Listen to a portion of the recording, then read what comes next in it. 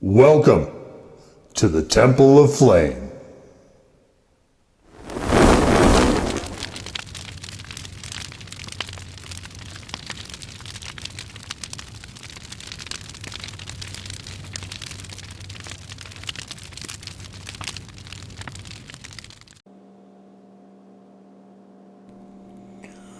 On today, Faithful Acolytes, we take a look at this. And what this is from the molten mind of Smokin' Ed Curry over at Puckerbutt. It is Smokin' Ed's Peach Super Hot Blend. So I'm going to start out by saying that this particular sauce, I've understood, is not produced any longer. It is discontinued. We get 5 out of 5 peppers here, which would put it as a 10 on my heat scale. Surely not. So I don't know quite what's going on over there. Is the rebranding to Smokin' Ed's, or do we have our fun with the Puckerbutt name and now it's too childish? I don't know. I don't know. I don't know. I don't know what's going on with that. But in any case, it seems like the Smokin' Ed's is the company name that more sauces are being kicked out on, at least in 2024. So I don't know. I don't know the case over there or anything like that. But this is, this is neat because, like I said, I've said before, the historical nature of a lot of these sauces and this channel and the blog, I find to be a really appealing aspect to me. There's not a lot of reviews for this floating around out there. In fact, I don't think there's any other ones. And there's a lot like that too. There's a lot of unique sauces specific to both the blog and the FOH video series right here on the youtubes.com. And that part of it, I'm really happy to have that aspect. Just that at least somewhere, somehow, someone is documenting as much of that as they can. Anyway, a sauce for those who like heat. The sauce is smoking hot, and like a hot ember, it can cause a fire of the senses. It is made with a variety of herbs from around the world. So, that suggests that it's just habaneros, which would certainly not be 5 out of 5. Let's take a look here, though. We've got the peach super hot mash. So, definitely habaneros would not qualify as a super hot. Distilled vinegar and xanthan gum. So basically, this is just you could see this is watery. This actually does need a restrictor cap, but it does not have one. So the idea here is not that there's peach flavoring, it's that there's peach varietals. I have sent a number of inquiries to Puckerbutt in 2024 because a lot of the descriptiveness of the labels as far as what peppers are being used is kind of not there any longer. And the feedback on this one was that the lowest pepper would be a peach ghost and the hottest would be a peach reaper. So potentially, and given Ed's disdain for scorpions, I don't know if there's peach scorpions in there. There could be like peach douglas maybe, or peach 7 pots or something possibly as well. I don't know. I don't know that you would, is peach habanero, does that even exist? I don't know. I find it a little strange, I guess. I'm not quite clear on what's in it. But anyway, so the peppers, they didn't know either. And since this sauce is done, I don't know if there's any way of finding out. I don't see a batch number or anything on this. I don't actually see a stamp of any kind on this, come to think of it. Oh wait, there's one. So let's see, is there a batch here? Oh, can we even read that? All right.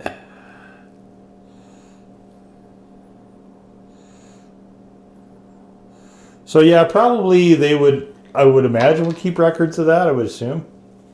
And it seems like he's very, very meticulous with the records that he keeps. So I'm assuming that it probably is there somewhere, but whoever was responding to the email apparently didn't have access, which, you know, is we're not going to spend a bunch of time on that. You know, make him chase down a whole bunch of work for a sauce that isn't around anymore. It might have had, you know, a lot of the varieties change from batch to batch, from what I've understood with some of the Puckerbutt sauces. So it's possible that this is truly a one-off. And maybe there's others in this batch still out in the wild. Maybe not. I don't know. It's not on Smokin' Ed's website. I don't recall whether I got this from the Burn Your Tongue shelves or from Puckerbutt. I don't now recall anyway, but it was one of those two, I'm sure. So we have definitely, this is a very peach colored as far as sauces go. There's like nice little red flecks in there as well.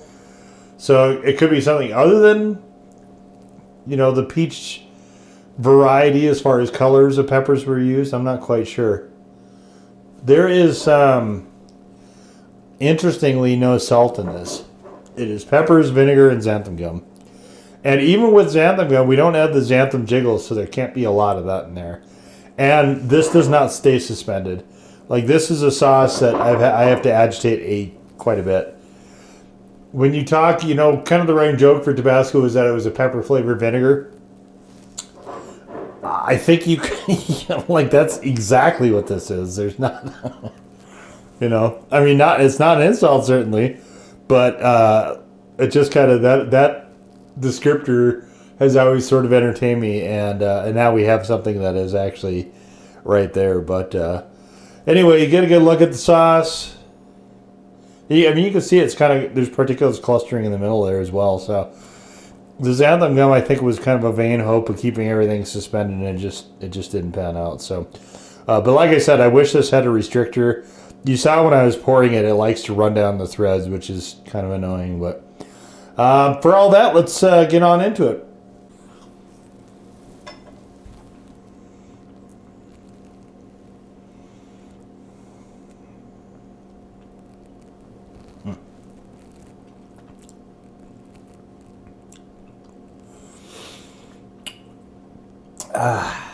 There's floral notes in there, so there could be a fatale. Maybe there is a scorpion in there. So we get very, very, very high vinegar with some of the floral notes of a super hot. And I think peach peppers tend to have their own sort of flavor dynamics, where it's lighter and not as forceful as, say, the reds are. And that's kind of what's at play there. I think this sauce could have used a little bit of salt. I think it does suffer a little bit for not having that. And it's kind of funny, you know, I see Ed, and he did a short, I think, where he's talking about you don't need to refrigerate stuff. And we've got refrigerated after opening on this label. So, is Ed disagreeing with that? I don't know. My stance on this is that if you open any condiment, and obviously stuff like syrups and honeys don't count, but if you open a condiment and you don't finish it when you open it, just put it in the fridge. That way you don't have to worry about it. Simple, easy. If you ever had a sauce, ever been to a restaurant with a sauce that is turned, it is not worth gambling. And we've seen oxidized sauces, we've seen discolored sauces when we're buying new sauces before. If you've been doing this for any length of time, just don't chance it. Just throw it in the fridge. All right. So we got chicken tendies.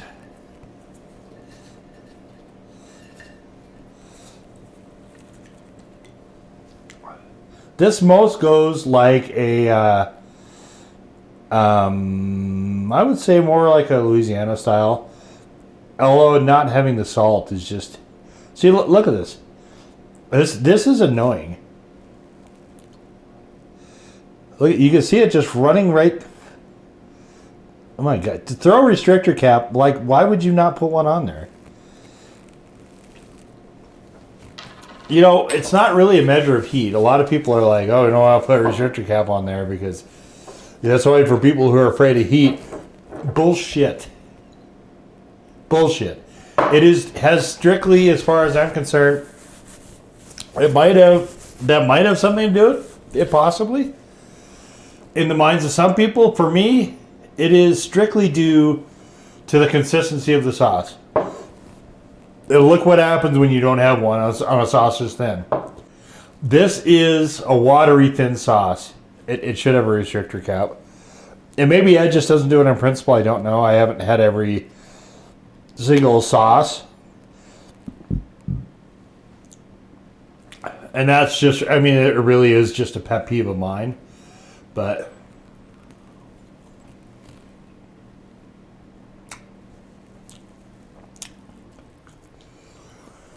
honestly, the biggest drawback for me on this is the lack of salt. Because unless I'm using this in like a vinaigrette or something, if I'm making one, this is, in some ways I think it's almost more vinegar than it is a sauce. Lots of vinegar flavor here.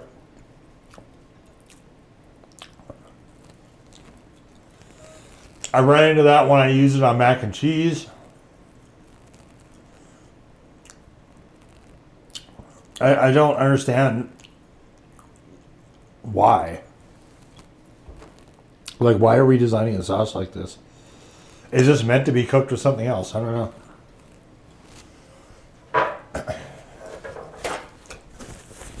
You know, it comes down to how do you use condiments? If it's a hot sauce, the idea is just to be able to pour it on something and go. It's okay if this is meant to be cooked with.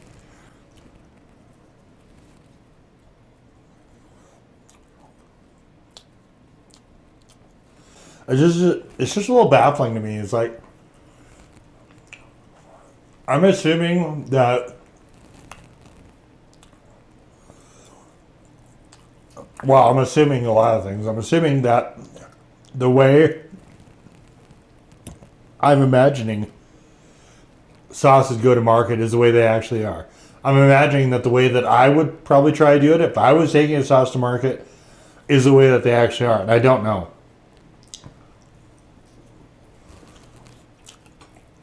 I've never been part of a sauce from inception to retail. But with most, I mean, it's a recipe, right? At some level. I'm imagining most recipes have some trials done. Maybe you go through different variations.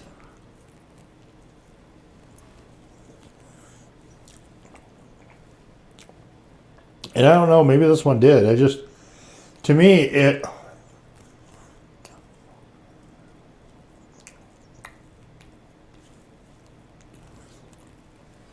feels more like somebody forgot to put salt in this. Then this is designed that way. I mean, call it a super hot blend vinegar then. Like, don't call it a hot sauce, I don't think.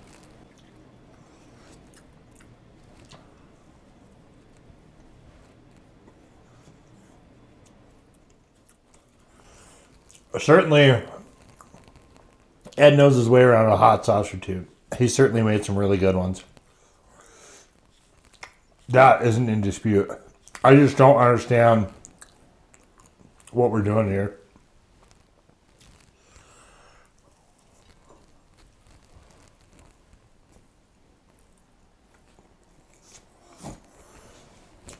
Do you pour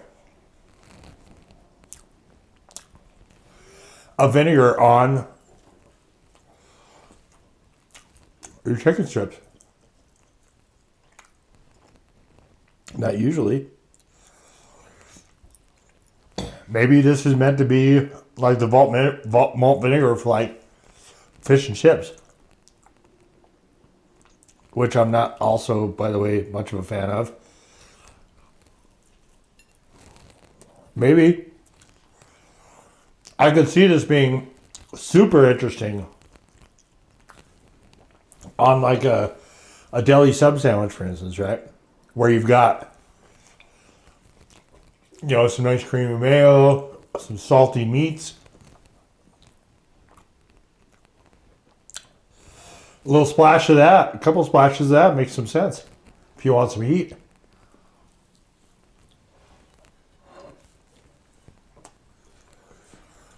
For this, I don't understand. I guess that's it. I just don't understand.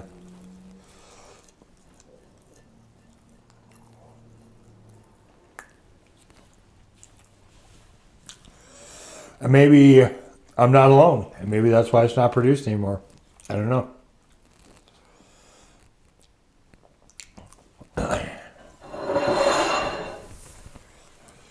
In any case, I would say this probably needs to be in chili head only territory.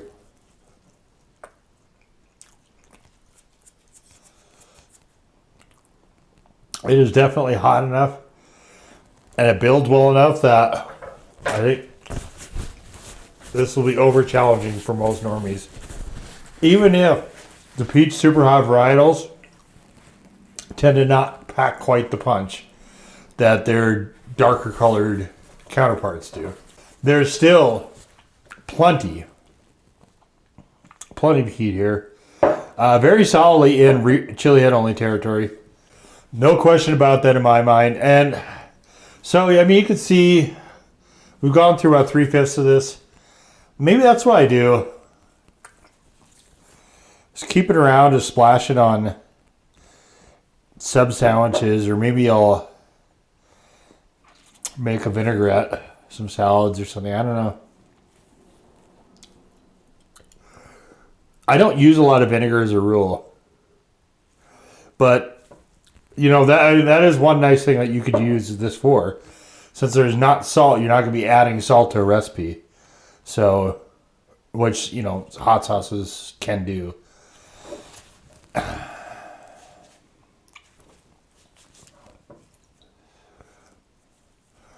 It's always a bit of a conundrum, you know, when you're trying to. I think when you come across stuff that is being portrayed as a hot sauce, but isn't really. Like I said, this is much more of a straightforward vinegar than anything else. Certainly very punchy though, no question about that. But as far as a sauce, honestly, I think it kind of fails. And this is the same failure that I have with sauces, things that are mustards that call themselves hot sauces, things that are garnishes or condiments that call themselves hot sauces. It's the same issue I have. It's just named wrong, I think, more than anything. As a hot sauce, I think it fails pretty considerably. Because this thing by itself, you have to pair it with something, and you have to pair it specifically with something where you're going to want a straightforward vinegar. So that has to be part of that dynamic because there's no salt in this.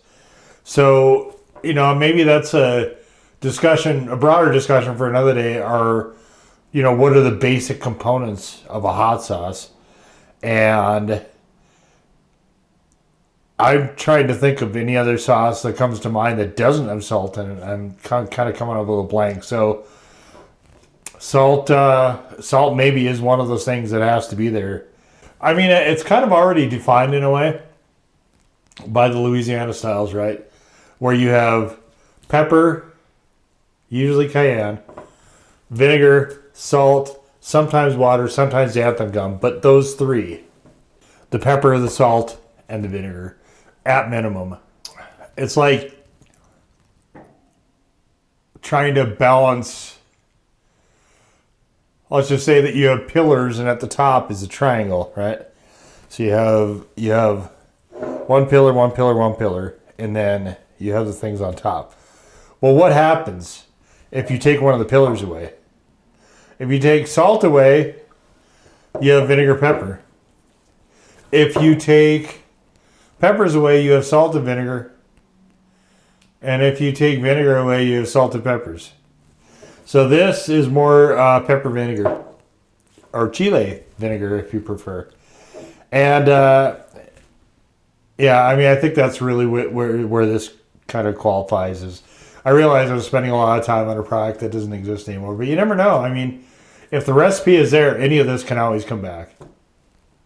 Certainly, it's well within Ed's power to bring back any sauce he chooses, for sure. He's more than earned that, unquestionably. But and if he thinks it's something people might be interested in, you know, maybe he would. If he does, my suggestion would be to market this as a vinegar, and why not? I mean, it worked for Dave's Gourmet, right? He's got a whole line of stuff now, pasta sauce and everything else. So it can be done. It's been demonstrated. We have the technology. Anyway, though, we're going to leave it right there. That was the Puckerbutt Smokin' Ed's very long name sauce. Peach Super Hot Blend Hot Sauce. Now go forth in peace to serve the flame.